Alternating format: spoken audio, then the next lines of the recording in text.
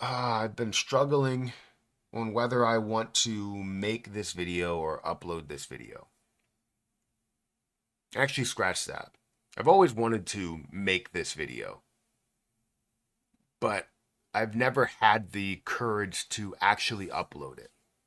I've made similar videos to it. And if I do upload this, right, then I feel like that's a step in the right direction, a huge step in the right direction. Because I feel like my entire life, I've been lying to everybody that I've grown up with. That is at school that doesn't see my personal life. My childhood was not great when it comes to getting the things that you need or getting the things that you want. It was definitely a tougher life. This is kind of why I resonate so much with the pursuit of happiness. I feel like my entire life is within that movie, and that's why it makes me so sad to see the different scenes that are a part of it, the connection that you have from a father to son, and then the disconnect that you see within it while you're trying to just survive in a way. I can resonate now with the adult side of that as well as the child side of that.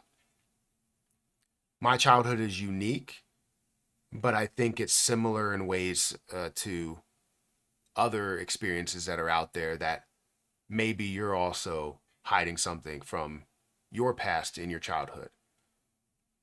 I've noticed that a lot of people like to compress their memories that are negative, um, and forget about those memories that are negative, whether your family went through a divorce and now your family got split up, or you were homeless at times, or you didn't eat much, or whatever that was. A lot of people like to compress that and just kind of do away with that memory. And I'm going to be my own therapist as well as the patient here because I want to get this video out and I want to let people know what has gone on in my life, that I didn't have a silver spoon, that I wasn't given everything that I've received, that I had to work as hard as possible to get out of the mindset of what my family has, as well as being able to provide for my own family and give my children something that I never had, which is the ability to want something and actually get something. So let's talk about this um, in this video. If you could hit the like button, I would greatly appreciate it. Let me know if you're new here, if this is the first time seeing me. If it is, welcome. I'm sorry that this is the first video that you are seeing rather than any of my financial content or crypto content or anything there. But it's honestly a story that I wanted to get out for 6 years now. But like I said, I've been scared.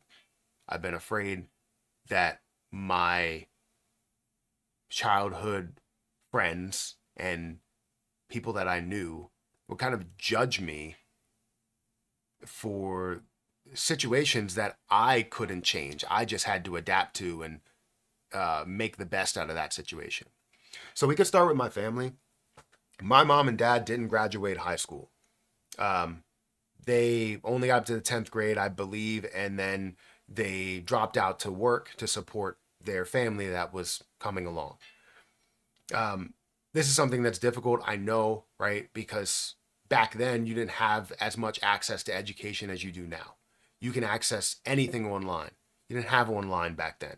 You didn't have smartphones. You had computers, I believe, but you didn't have any smartphones or easy technology or YouTube or anything like that.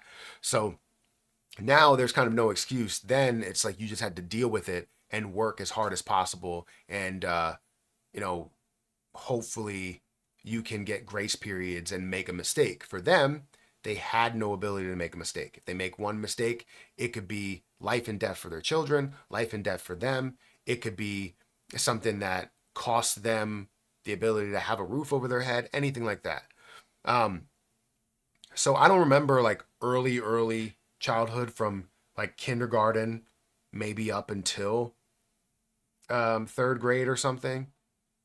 But I definitely remember after that, I remember a lot of different things that have gone on. And in high school, they were going through my history of like transcripts and stuff. And they said that I moved 30 times while I was in elementary school. 30 times, 5 times a year. And as they told me that, I started to remember some things where I told my mom, look, I don't even care about the fact that we're moving again. I don't want to change schools because I went to every single elementary school in my city. And I didn't want to change schools because I didn't want to get a new friend group. I just wanted to, I'm an introvert, so it's hard for me to just continue to make new friends. Um, and my wife always asks me, she's like, why do so many people know you? And I'm like, there's sometimes where people say, hey, Matt, what's up? Like, how you doing? And they know me and I don't know who they are. And it's just because I had to remember so many names where they stayed in one school at one time and remembered that I went through school with them. I had to now go through um, maybe third grade for 5 different schools. And that's where you're like, I have to remember this person and this person and this person, right? And I can remember my favorite teachers, but I had 30 kids per class. It's like it's so difficult to remember names as you go through so many school changes. So I remember specifically telling my mom, I will walk a mile, I will walk 2 miles in order to get to this school. I'm not changing schools. If we get to a new school year and we're at a different place, then I could change schools, but I'm not changing schools right now in the middle of a year again. We're just going to deal with that. And that was, I believe, fourth and fifth grade, because doing that as a third grader, it's just not going to work. Doing that as a second grader, it's not going to work. You got to, take the bus. My parents didn't drive. And sometimes the school was like right there, which is good. But anyways, um, yeah, so we moved 30 times during that time period. And in between there, we had gaps. We had times where we stayed in motels. We had times where we stayed with family members. We had times where we stayed with friends. We have times where we stayed on the street in shelters. Um, and that is tough to go through that as a young child, to never know not only where your next meal is going to come, but if you're going to have a bed to sleep in, if you're going to have a roof over your head, if it's going to be a cot, or you're going to sleep on a couch, or sleep on a bed, or sleep on the floor. You never know where you're going to sleep. That's something that is traumatic. And I don't want to make it seem like I'm bashing my parents. I'm not, right? They went through what they went through, and they had the best of they were doing the best by the best of their knowledge. But obviously looking back and where it stands now with all of the knowledge that I have now, the internet and access to books and all that stuff, I can tell you that I would be able to survive that situation very, very easily. But they didn't have the access that we have today. So you can't look at it the same way. They did the best that they could to get me to where I can finally make my own decisions and make my own life and make my own money. And I'm grateful to that, right? So the point is that it was a massive struggle to where I didn't know where I was going to sleep, if I was going to have food.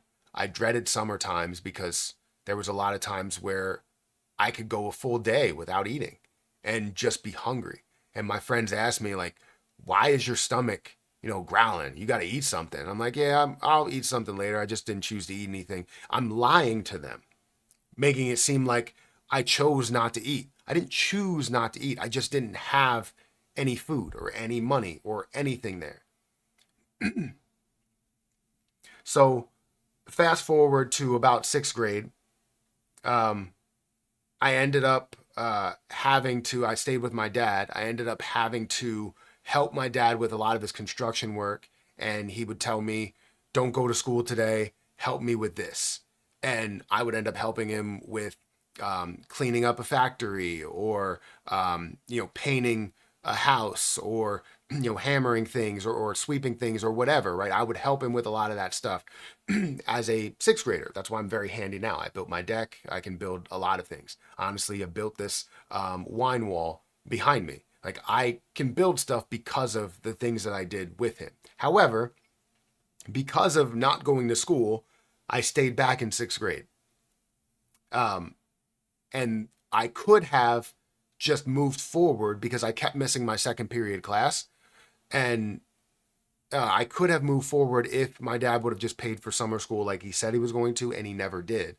So I ended up staying back and repeating the sixth grade, um, which was a horrible thing to have to do. Honestly, I moved schools because I didn't want to have to, deal with that, and knowing that the people that were going to school with me in sixth grade are now in seventh grade, and they're seeing me in sixth grade again. Right? They're not seeing me in their classes. I didn't want to have to deal with that, so we actually moved schools. We moved houses, but I'm glad that we did, because we moved schools, which meant I can now move up with a new group of friends, but I was just older than them. And that's something that's traumatic as well, because now, um, if I cut to senior year, I couldn't play football because I was 19 when I graduated. They wouldn't let me play football as a 19-year-old, and it's a certain cutoff or something like that, and I couldn't play. They wouldn't allow me and a couple of other kids. They wouldn't allow us to play, and it ruined my senior year and ruined, honestly, D1 scholarships for football. But I'm not upset with that, right? I'm happy with how everything turned out because of the fact that where I am with my wife, I wouldn't have met my wife if I went to a D1 college. I wouldn't have these children. I wouldn't have a great life right now if I did end up getting that opportunity. So I'm not mad at whatever happened. Whatever happened is whatever happened. I do miss the game though. But um, then cut to seventh grade. There was a situation where my mom got kicked out of her apartment, and this happened on the first day of school, right? So the second day of school that I went back, um, I had a situation that happened. That situation was, um, when my mom got kicked out, they put all of our stuff out on the street, and it was trash day. So they gave my mom like a couple of hours notice, but she's at work. She can't leave. So they end up taking all of our stuff and throwing it away. All of the clothes, any clothes that I did have set for school, which was only like 3 outfits, any clothes that I did have set for school and I felt like we were in a good spot, ended up going out in the trash because she owed 3 months back worth of rent. And they threw all of that away. I only had a black Dickie shirt with Dickie pants, remember those, and then the khaki pants, and then some older Nike shoes that can pass as being new-ish, even though you could tell they weren't crispy new like anything like that. They were just hand-me-downs that my brothers kept clean. Um, but that's the only outfit that I had, and I resorted to, or I had to talk to the vice principal and tell them that I can't wear a collared shirt because I only have this Dickie shirt. I had to explain everything that happened, and they were like, "We'll give you a grace period. How long do you need?" And I told them, I think my mom said that I can have a collared shirt in 2 weeks.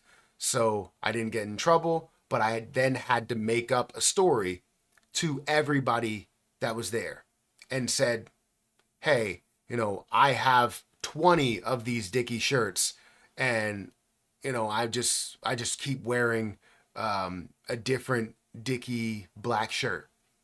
However, um, I didn't have 20 of those Dickies black shirts. I had one, and I kept rewashing it every single day. Eventually, by the last day of the first week, it was completely dingy, and we didn't have a washing machine, so I just washed it by hand, wrang it out, hung it up, and then ironed it the next day. Like, I feel like I was putting up a facade just so that I didn't get any type of bullies or any type of flack for wearing the same outfit every day.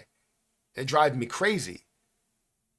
And it even got to a point where it was over the 2 weeks and we had to go to like the Salvation Army, which they had a couple of shirts left. We went to the Salvation Army after the first week and they didn't have any school stuff left from everybody picking it clean because it was a new week of school. We ended up getting some after, I think it was after the second week. And then I was able to wear something. And then my mom also got a paycheck where she bought me a couple of pants and some things. But it was traumatic, right? Going to school every single day in the same outfit, wondering what they're thinking and like, hey, you wore that yesterday. Luckily it was, kind of like a uniform where you needed to wear a collared shirt, khaki pants, or I think you had the choice between khaki, blue, and black. And I just said I had a bunch of khaki pants and a bunch of shirts. But yeah, it's traumatic. Definitely is. Let me think. As we move forward, the only time that I can say I felt like I had any type of freedom was once I got my job working as a dishwasher. And that's why I was so happy. And it's also where I met my wife. That's where I was the happiest. And you could tell right when I got the job, I was smiling ear to ear because I know that now I can provide for myself. And if my mom needs help, I can figure out how to pay the excess rent. And that's what we did. And we ended up moving less from freshman year to senior year. I think we moved maybe once the entire 4 years, which is a huge improvement over middle school as well as elementary school. And that's because I was able to help out with it and I started to understand money a little bit more. Yes, I did have situations where I was like, I never had this as a kid, so I'm going to buy this for myself. An Xbox 360. I started buying some frivolous things, some games, a pool for a backyard where it barely fit. Like I would actually buy some of those things I look back at it and I'm like, I could have saved that money and I would have probably millions right now if I would have started investing at that point. But I didn't know about all that stuff at that point. I was just happy to be making money. So it wasn't as traumatic then at all. Throughout my entire high school time, I could say was probably the best time of my childhood, even though I was working as hard as possible to make money and then also still playing football and still worrying about my schoolwork.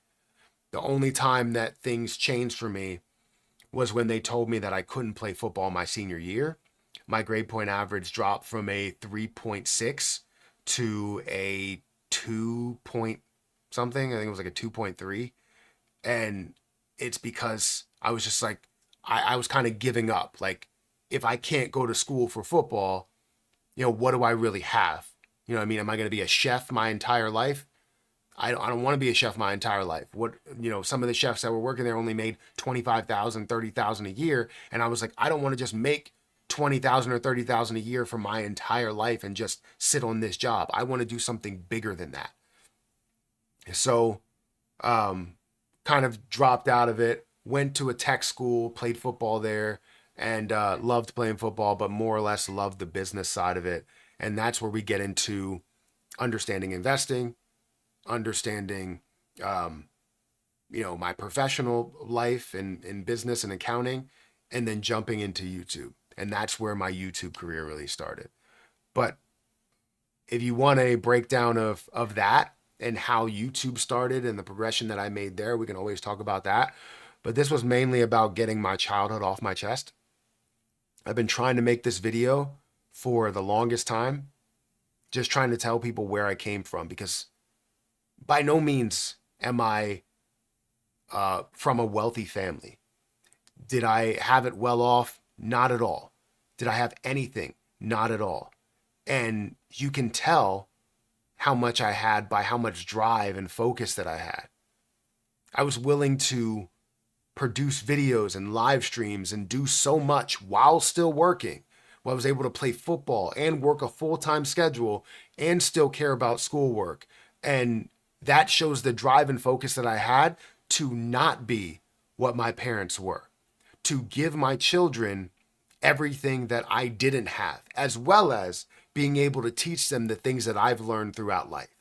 If you can supplement that, I feel like you can have success because you know your child is in good hands. And it could be their own hands, right? That's what I care about. And I want to get them prepared for success and understanding that not everything is given to you and you have to work for these things. But I still don't believe that they're going to have the drive that me and my brothers had because of the stuff that we went through. We're talking about sleeping on the street as a kid. You're talking about sleeping at neighbors' houses and families' houses because you don't have a place to stay. Like, that's tough to deal with and still have to go through schooling and still have to feel like you are good enough for this world. Like, you're not putting a burden on your family. Because if it wasn't for me eating, my mom could eat more. My dad could eat more. If it wasn't for me and my brothers, we would have so much, they would have so much more. Right? That's the type of feeling that we had. Like, why are we living on the street? Why do other people have houses? Why do they have a bed to sleep in every night? Why are they not just sleeping on a mattress on the floor? Or not even that, just a sleeping bag or a blanket? Why are they not doing that? You know, that's something that really hurt me as a kid. And there's many more traumatic stories. There's fires that we had as kids, and I'm glad to be out to get out of that fire and get out alive with no burns, no issues. But there are some kids that aren't lucky enough to get out of that situation. I'm just glad that I'm here today to be able to speak to you about everything that I've gone through. And I'm done hiding behind what were lies as a child to what's the truth here today. It was a struggle. And I'll tell you this, if you want to hear about my struggle that I have with the corporate world, with the professional world, we can always talk about that as well, because that's also a struggle, just trying to be accepted in a way. But this was all about my childhood and where I came from. I was not a wealthy person. I was not a wealthy kid. I was not given everything. I had to work for absolutely everything that I have. And also know that no matter what, there is luck involved in everything that you do as well. Because I could have been one of those kids that didn't get out of the fire. I could have been one of those kids that got taken while they were sleeping at night on the street. I could have been anybody and anything could have happened. And I'm glad that I'm here today. Thank you guys for listening to everything that I had to say here. I appreciate you so much, whether you're a subscriber or not. You don't have to be a subscriber. I know this is not unique content, or sorry, it is unique content. It's not my normal content that I produce. But I appreciate you guys for watching and taking the time out of your day. If you have any thing to air out, feel free to do it in the comment section. I'm listening. I want to hear your stories. I'll catch you guys in the next one. See ya.